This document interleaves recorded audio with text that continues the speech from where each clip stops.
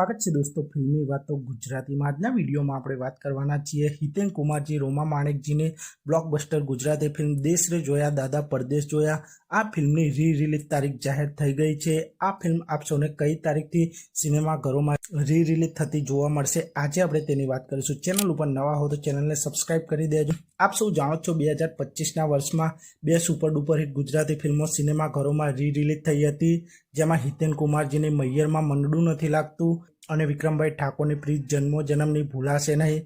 આ બે ફિલ્મો સિનેમાઘરોમાં રિલીઝ થઈ હતી અને હવે 2026માં દેશ રે જોયા દાદા પરદેશ જોયા આ ફિલ્મ પણ રિલીઝ થવા જઈ રહી છે।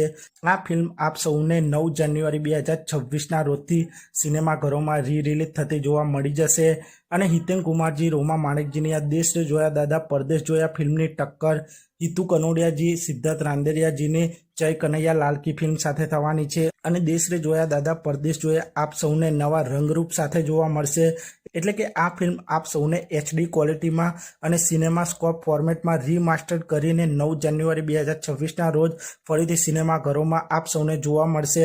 અને આપ સૌ જાણો છો 1998માં આ ફિલ્મ જ્યારે સિનેમાઘરોમાં રિલીઝ થઈ હતી ત્યારે આ ફિલ્મે બોક્સ ઓફિસ પર ઇતિહાસ બનાવી દીધો હતો। આ ફિલ્મે તે સમયે 23 કરોડનું બોક્સ ઓફિસ કલેક્શન કર્યું હતું અને આ ફિલ્મના ગીતો અને આ ફિલ્મની સ્ટોરી આજે પણ લોકો જોવાનું પસંદ કરે છે। તો આપ સૌ સુપરસ્ટાર હિતેન કુમારજી અને રોમા માણેકજીની આ દેશ રે જોયા દાદા પરદેશ જોયા ફિલ્મને 9 જાન્યુઆરી 2026ના રોજ સિનેમાઘરોમાં જઈને જોશો કે નહીં તે કોમેન્ટ કરજો।